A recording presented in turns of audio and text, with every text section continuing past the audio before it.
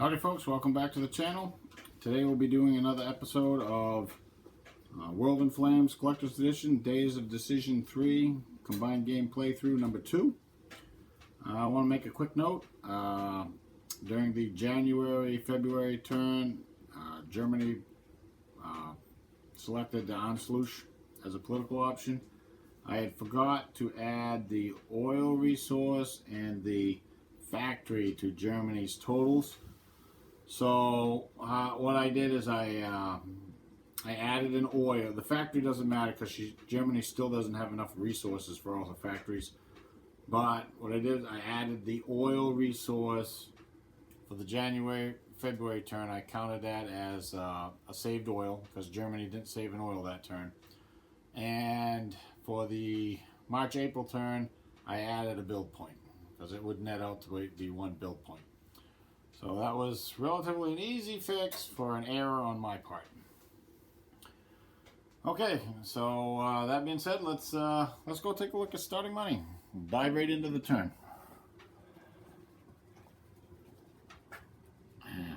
Starting money for the May-June turn, 1938, looks something like this. We have Germany at 0, Japan at -2, Italy at -1, USSR at -3, Commonwealth at -1, France at -3, USA at 0, and China at -2. Looks like most of the major powers are negative at this point, so war might be pretty close. But I had thought that none of the major powers really bid this turn, but I was mistaken, because when I went and took a look at it, we actually are going to have 4 major powers bidding this turn.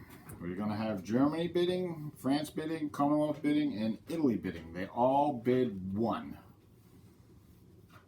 So let's go take a look at how that plays out on the initiative track. So we have Germany here. Let me find my tweezers here.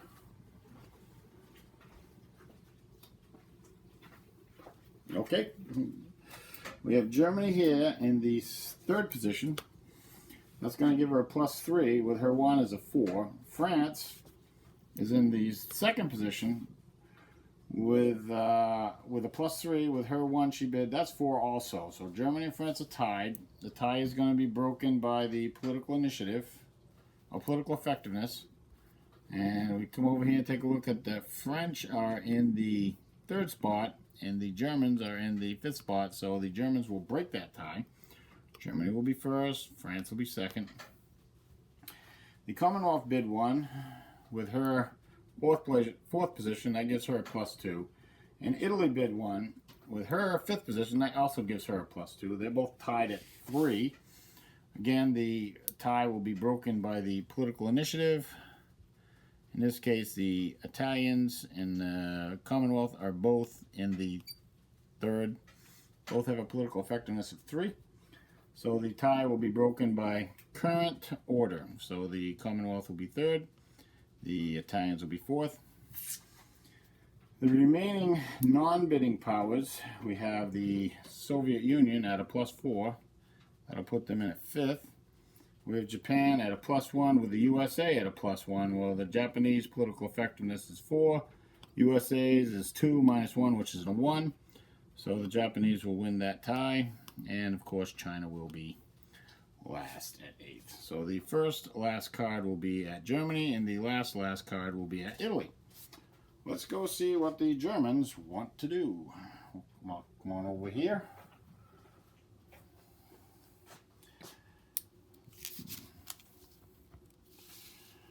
Go. Alright. Germany is going to select, before anybody can possibly interfere with it, is they're going to do German option number 9, which is Czech Rump occupied.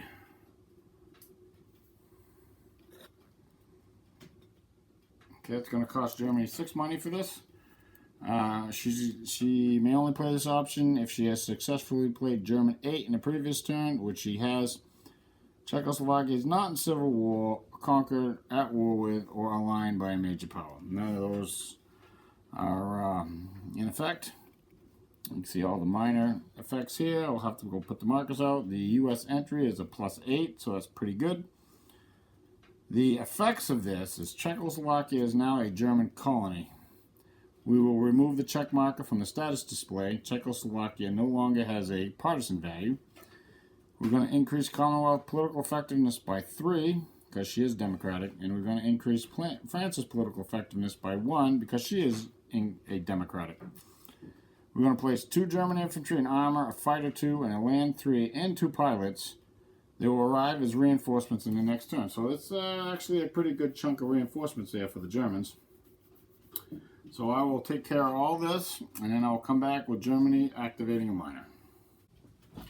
Okay, the Germans have decided that their best bet is that they're going to activate Poland. We'll grab the markers, head over to the status display, and we'll check it out. See, Poland is right here. Let's see, we got, I think this is kind of odd because we got a +2 French and a +2 Commonwealth. Well, we'll see in a minute how this works out, because you note that Poland has a treaty with both France and Germany. And what that does is it adds an additional point to move away from either of those treaty partners. So if we activate the Commonwealth one, 2 Commonwealth here, we activate that, normally it would move Poland to this hex, which costs 2. However, it costs an additional 1 to move away from their treaty partner, their alliance partner, Germany. So it actually costs 3. So the Commonwealth doesn't have enough. So that marker is ineffective. Same thing with the French. It would actually cost another 3 points to move into this hex, closer towards France. So that one as well is not effective. Now we got a -2 Soviet and a +3 German. Now it is, yeah, I don't think the Soviets are going to be able to, because it's going to 6, 7, 8, or 8. We're going to do the German next. Okay, it's going to be 3 points for the German, 2 for the hex, moving 1 away from the French marker is actually 3. So that was just enough for the Germans. See this? It was actually very strategic to do that, because it's moving Poland further and further away from the democracies. And Germany, what they're thinking now, they definitely don't want a 2-front war at some point. And then the -2 Soviet, moving it here, 1, 2, 3, is going to be 4 away from Germany. It would take a -3 to move the marker here, and so that as well is not enough to move the marker. So that is the end of Germany's political phase. Let's roll a die and see if Germany ends the political phase on a 1. A 5 does not do it. We will move down to France and see what the French have in mind. So we'll take a look. What the French are going to do is they're going to propose a treaty with the Commonwealth. Now this will upgrade their treaty status to level 3. The Commonwealth is actually going to pay this amount of money because the level 2 treaty partners can pay for the political options of their treaty partners. I don't do anything right now except roll to see if the turn ends, and it will be a 2 or less. If we get to the Commonwealth and the Commonwealth can accept, and then put the markers out, and then France will be able to activate a minor. Right now we're looking for a 2 or less to end the political phase. A 7 does not do it. We will move on to, I believe, the Commonwealth.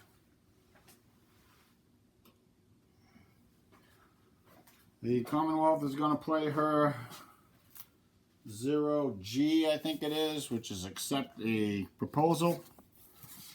It's the same as It's the same for all the major powers. All the zeros are all basically the same. Yes, okay, it's 0F. Agree to a proposal. This is the French one, but the Commonwealth one is exactly the same. So I will have the Commonwealth pay the money, and I'll put out the French markers, and we'll come back with France activating a minor. Okay, France has thought about it, and I think they're going to activate Belgium. Even though we have a -1 French marker there, there's also a -3 marker there for the Germans, and they think they can get some good use out of that. Now, Belgium doesn't have any treaties with anybody. I'll put the markers here and here. Okay, so the -1 French marker is not going to do anything. Takes at least 2 points to move away from, to move into this hex away from France, and it's going to cost an additional 1 to move away from a major power that can control the minor, which is France. The -3 German, however, this hex is going to cost 2. And the other point basically doesn't do anything, so Belgium ends up there. So the French are kind of happy with that. They kind of would like to get a alliance with Belgium going. Let's roll to see if the Commonwealth ends the political phase. Oh, no. A 10 is not going to do it. Die kind of slid. So we'll move down to Italy. This will be the last major power in the political phase. The political phase will end after this. And the Italians are going to pick minor economic agreement. That's this one right here. It's going to cost them 4 money. They're going to say they're going to sign an agreement with Portugal and get that resource that Portugal has and transport it through Spain and then into the Med. And there's no U.S. entry. The Italians do get to activate a minor. There's 1 Italian point goes into Portugal for the agreement. Who did the Italians want to activate?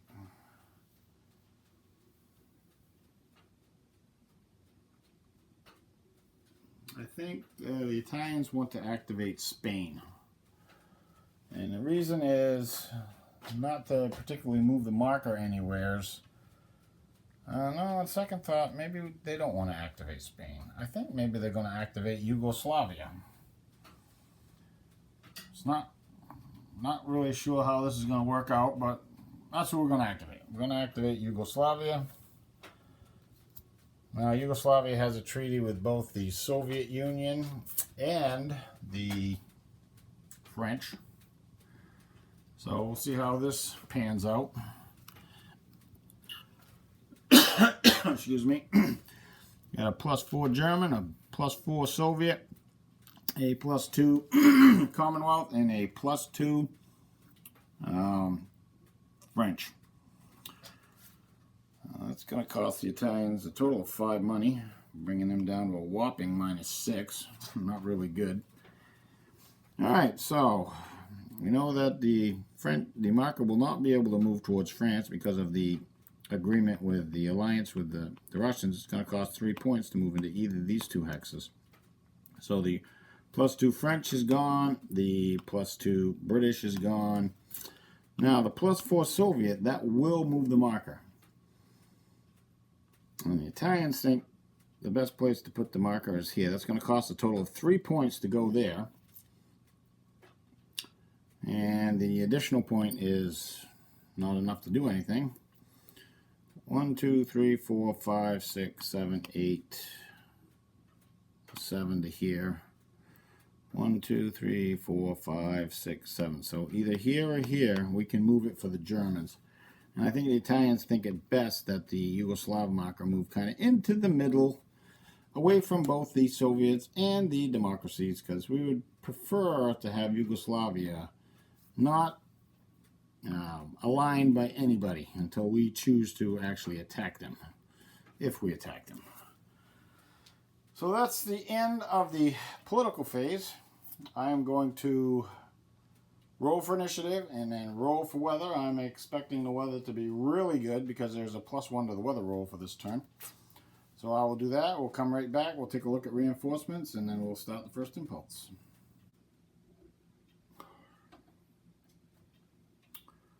Okay, so reinforcements. Reinforcements look something like this. There's one Soviet pilot. There are a whole bunch of convoy points right here. 2 American, 2 Japanese, 2 Commonwealth, and 1 Italian. We got 2 German heavy cruiser, German battleship, Italian battleship, a French battleship. We have a warlord for the Japanese, and an American carrier going on board. I will get these placed on the map, and I will adjust the London Naval Treaty ratios, and then we will begin with the first impulse. Back in a second. Okay, so on impulse 1, the French and the British aren't doing much. They're taking combined. The US taking combined. They don't really have anything much to move, so they're pretty much just not going to do anything right now. However, in China, we're going to take a look at what we have for a line in China. We got, the communists will go on their own turn. So we got 7 points in Shanghai. We know that the Japanese just got gutted with their amphibious assault ability, so we don't really have to worry about anything catching us in the back areas of China down here in the south. So pretty much gonna try to strengthen the line as much as we can. We'd like to have 7 points in every hex. We got 7 there, we got 7 here, we got 6 here, but they can only attack from 1 hex, and everything is behind a river. So it's pretty good as far as we're concerned. We have a reserve corps army back here. We also have a militia unit down here, the Kunming militia. Not on a railroad, so we're going to move him down here, unfortunately. Moving into the forest with a 2-point unit is going to flip him over. Just check that real quick. Yes, specific legs take 3 movement points to go into forest. So that's going to flip him over, unfortunately. I think we're going to move Mao. Oh, that's during the communists. We're going to do that then. Okay, I think that's pretty much it for the democracies. We will now move on to Japan.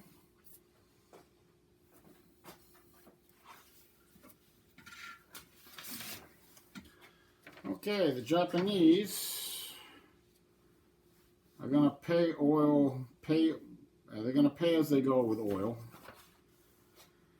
Let's see. Port attacks, non-naval air mission, non-naval movement. They got some naval movement. So SCS can carry infantry type units. I believe cavalry is considered an infantry type unit, so we're going to move that. I'm going to send 1 surface, 1 heavy cruiser, the 2 transports. The amphibious is going to carry the militia. The transport is going to carry, I would say, probably going to pick up the Nagoya militia. And the SCS is going to carry the cab unit.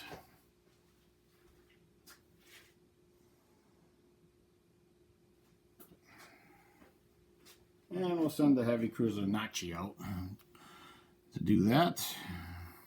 That works for that. Now, that's it. Naval combat, nope. Opponent's naval combat, strategic bombardment, ground strike missions. Do I want to do a ground strike mission as Japan? Well, the only place we might want to try and ground strike is right here. And I think we're going to. It's going to cost us another oil. No. Rail movement. Rail movement. I think we're going to rail this guy. No, we're not. Jeez. Okay. What else we got? Land movement. Debark land units at sea. That's going to be all these guys. They're all going to debark into Tsingtao. right there. It's going to flip all these over. And invasion paradraw, land combat, air rebase. We don't have any air rebase. That's got to go there. Reorganization, none of that. Okay, so that's the end of the Japanese turn. Now we will move on. The Germans are not doing anything, and the Italians don't have anything to move, so they're not doing anything either. Now we'll move on to the Communists. The Communists just have one thing to do. They're going to move this Mao from Xi'an up to this hex, so that puts everything in here within supply of Mao. So, and Mao can draw a supply from Xi'an. So that's a pretty good thing as far as the Communists are concerned. And that's it for the Communists. All right. Okay, the weather roll was an 8 for this next set of impulses, which is the same as the last turn's weather. I've already done the Democrat impulse. There's really nothing they can do or want to do, so we'll move right on to the Japanese, because the Italians and Germans are not doing anything. So we got 3 land moves for Japan. I think we will move this to here. That's 1. This to here, that's 2, and this to here, that's 3. That's their 3 land moves. Oops, I'm getting ahead of myself, sorry. First we got to do, well, let's see.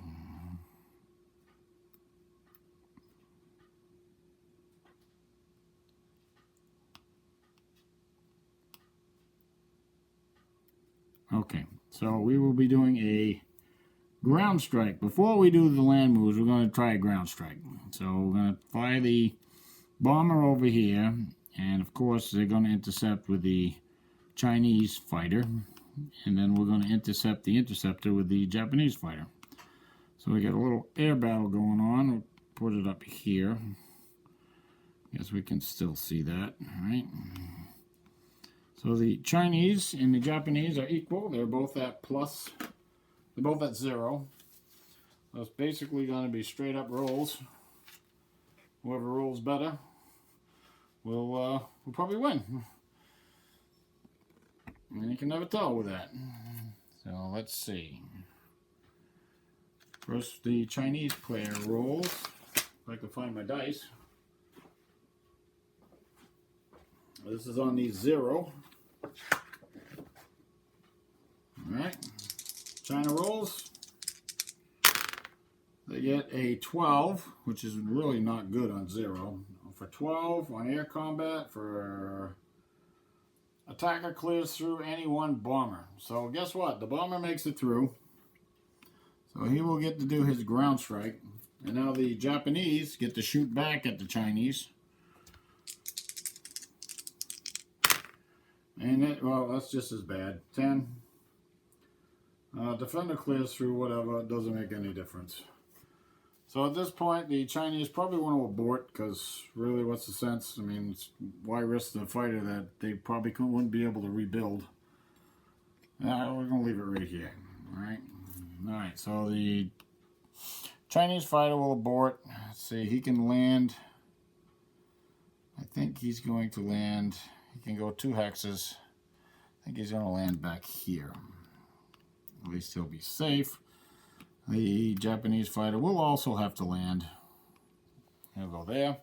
Now we got 2. We got the awesome tactical ability of the Japanese naval air bomber of a 1. So we got 2 dice rolls. A 1 or a 1. So a 1 or a 1. So the red die will be the top unit, and the white die will be the bottom unit. See if any 1s come up. Oh, and a 1 came up. So the red die is the top unit, so that was going to flip this unit. Wow. Maybe Japan's luck is turning. I highly doubt it, but maybe. So the bomber has to fly away, and he's probably going to go to Tsingtao. I think that's where he came from. And now we're going to have us an attack. We've got a 2-to-1. It's going to be on the assault table. There's a factory there, so it's going to subtract 1 from the die roll. But we're going to use HQ benefits. So that's going to give us a +2, -1 for the factory is a +1. +1 on the 2-to-1. This could be really bad for Japan. Let's see what we get.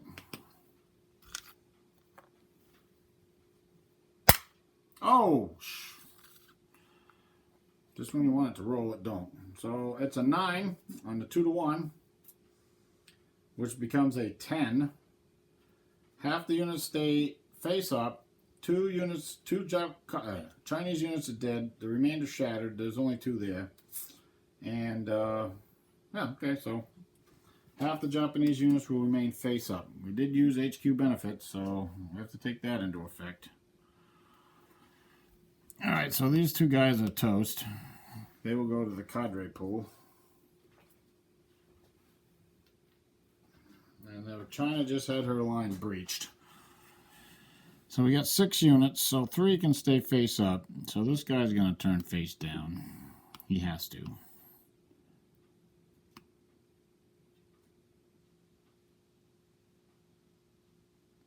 Oh, he's going to be face up. He's going to be face up. And he's going to be face up. And they're all going to go there. So this one's going to be face down. He's face down. Actually, we better not occupy with that one just yet. We'll occupy with him too. And this one will be face down. That was a good attack from Japan's perspective. I mean, China's not dead yet, but it was a good attack. That will also generate a U.S. entry for taking Nanking. And that, I believe, is the end of the fascist turn. And we will move on to the communists. The communists are not doing anything. I mean, they really can't. I don't really want to risk an attack. There's 4 points here. We got 8 and 8 is 16 to 4 is a 4-to-1. Oh, no, actually, it's not. This is 4. So it's 12 to 4. It's a 3-to-1. 3-to-1 on the assault table. Do we chance it? We got 70% chance of killing the unit outright. But we also have a 20% chance of losing 2 units. And a 60% chance of losing at least 1 unit. So I don't really think that's worth it. China really can't afford to be losing a lot of units at this point. So the communists are done. We're back to the democracies. I'm going to roll for weather. Back in. Alright, we're back. The weather roll was a 10, which is that same weather as last turn.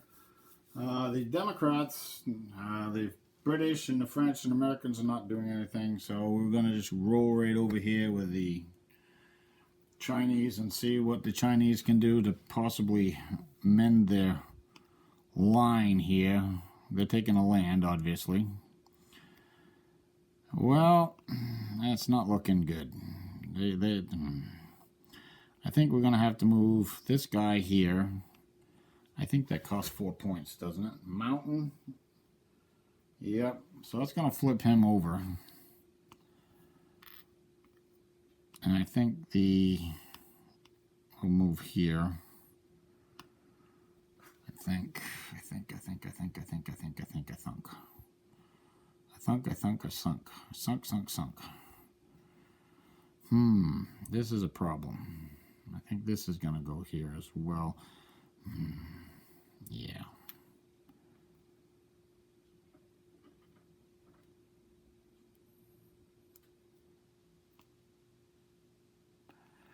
I think instead of doing that, I think we will leave him here. So that's 4 points. This is 7. He's obviously going to get 8, 6, 8 and 8 is 16 to 4. It's a 4-to-1. That would be bad. Yeah, I think this guy is probably going to have to go here, even though it means Shanghai is going to be lost. It actually is useless for China right now. I can only get one resource. I'm having a problem with resources with these factories, so these 2 units I think are going to move to here. I think that will stop the bleeding down in this area. Later, one of these can move here if they actually do take this. And Chang is going to move here. We'll leave that there because these both are flipped over. So Chang should be safe rather. Later, probably the communists are going to have to take this hex over, I would say. And it's got rivers everywhere, so. Alright, that's it for the Democrats' turn. We will move on to the fascists.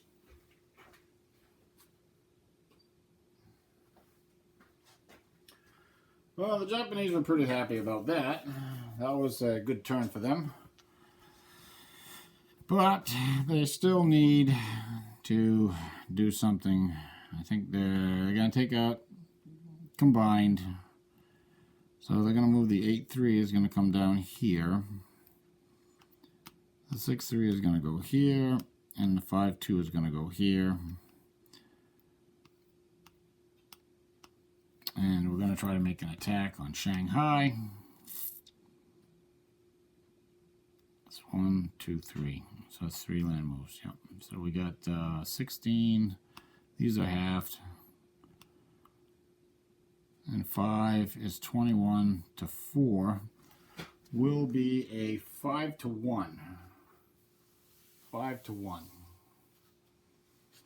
We really would have liked to take this hex. That would have been better for Japan, to take this hex out and just isolate Shanghai and force the Chinese to even deploy even further down this way. But didn't happen. So we got a, what did I say that was? 5 to 1?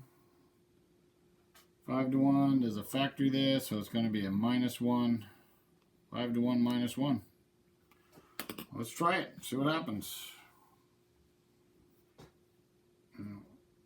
Let's see if we can get the dice roll on the camera this time. Oh, another 9. Well, what do you know? On 5 to 1, a 9 on the assault table is asterisk 2S, which is the Chinese unit is dead. All the Japanese units remain face up. And that's going to be another U.S. entry roll. So there will be 3 U.S. entry rolls for the... Both of these units are going to move in, occupy the hex.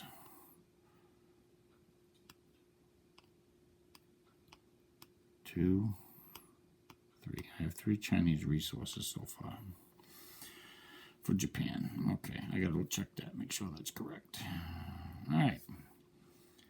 So that's it for Japan. That was a very good attack. That was very... Now this hex is in jeopardy. This actually has made the Chinese... I mean, the Chinese are very... I don't know what to call it. They're hurting. I guess that's what you could say. They're definitely hurting.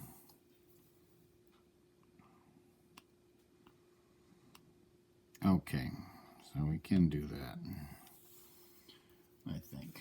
So rail movement before land movement. It is. That sucks. All right. So we'll move on. We're in the democracies. Oh no, we're doing the... That was Japan. So now we're doing the communists. The communists, I think...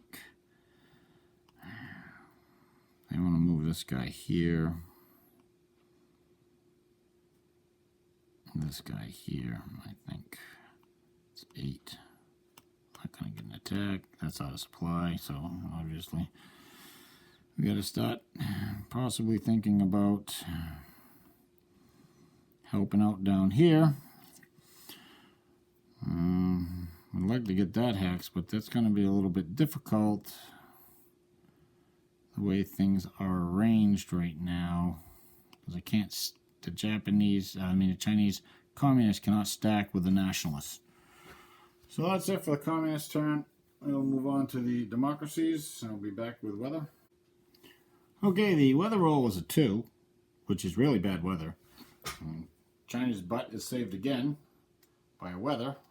And we got storm in the Arctic, rain in North Temperate, fair in the Mediterranean, storm in the South monsoon, North Monsoon, rain in the South Monsoon and the South Temperate. The impulse marker will be moving up 2, and there's a +2 to the next weather roll, which means the weather will at the very least be fair in North Temperate, but the Chinese need to do what they need to do right now. Alright, they're going to take a land action. Unfortunately, this is just going to flip units over when I move them because all the movement cost is doubled for these units, but guess that's the way it's going to be. Let's see.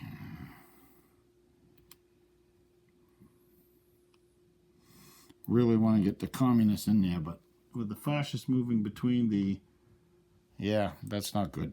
So, maybe next turn. But we'll definitely move this down.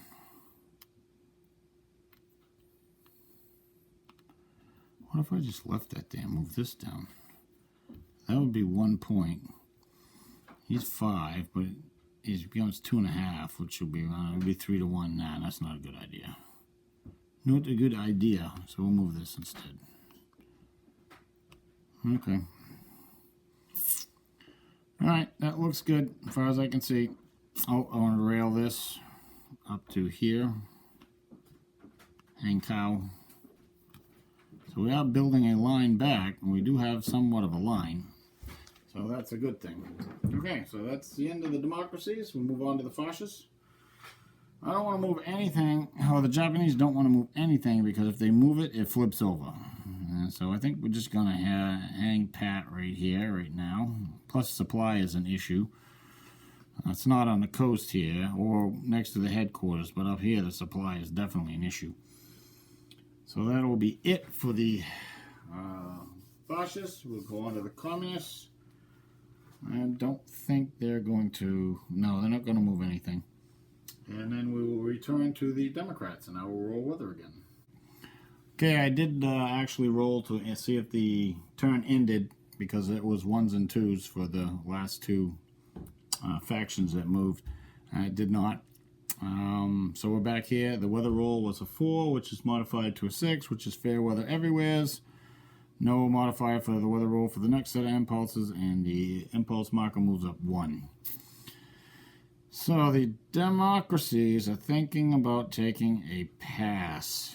They don't really see any benefit of moving anything right at this point. In fact, I don't really think they can move anything at all.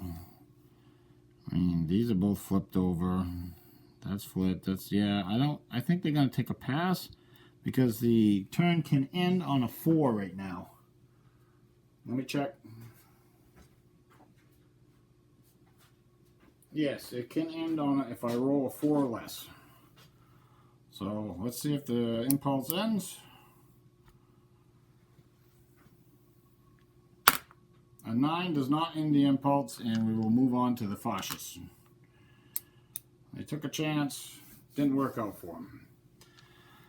The problem with the Japanese is that they're just running out of troops right now. They have nothing that they can move, that they can actually move on land right now. They really have nothing anywhere, so it's really bad.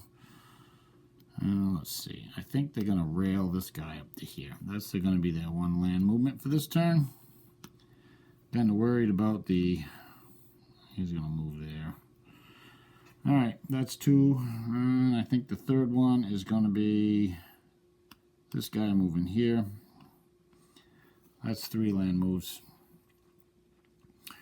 We could try an attack on this. We got 8 or 7? 7 or 8? We got 8. We got the 11, 12, 13, 21, 27 to 8. It's a 3 to 1 plus 1. 3 to 1 plus 1. Does Japan take the chance? That don't have a lot of soak off for the attack. A 3-to-1 on the assault table. Let's take a look at it so everybody can see what it looks like. That's the assault table at the bottom. And 3-to-1. 3-to-1 with a +1. So he won't get a 1 because he's got a flipped over unit. So it would be 1 loss for the Japs, 1 loss for the Japs, 2 loss for the Japs, 1 for China, 1 and 1, 1 loss for China, 1 loss for Japan, 2 loss for China. That's so we basically need to roll a 6 or above to actually hurt the Chinese significantly. Anything less than a 6 is going to hurt. Actually, anything less than a 5 is going to hurt Japan. Yeah, anything less than a 5 is going to hurt. Don't really think they want to take 2 losses. Nope. So I think they're just going to stand pat. They're going to leave it as it is right now. And roll to see if the impulse ends. Oh, I got to adjust the marker.